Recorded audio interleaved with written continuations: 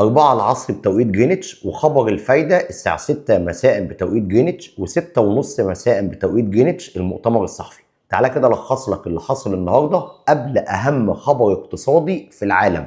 ده الخبر والمؤتمر اللي بيهزوا الاسواق فعليا من بعد صدورهم مباشرة. فتحنا النهارده عند 3952، ادنى نقطة جبناها 3915، وارتد من ال 3915 طلع لغايه 4030، يعني استرد حوالي 115 دولار من ال 500 دولار اللي نزلهم من القمه التاريخيه من اول 4381 حتى 3886. في شويه حاجات كده حصلت على مدار اليوم.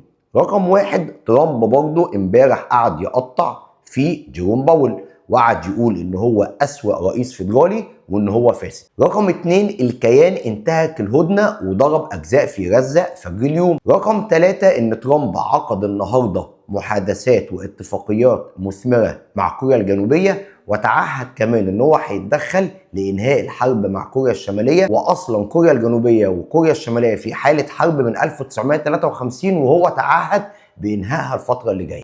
رابع حاجة عايزك تبقى عارف ان الاسواق مسعرة على خفض 25 نقطة اساس، اللي هيثبت النهارده الذهب في منطقة ال 4000 او يكمل صعود او يكمل نزول لل 3800 و 3600 لهجة جيروم باول في المؤتمر الصحفي.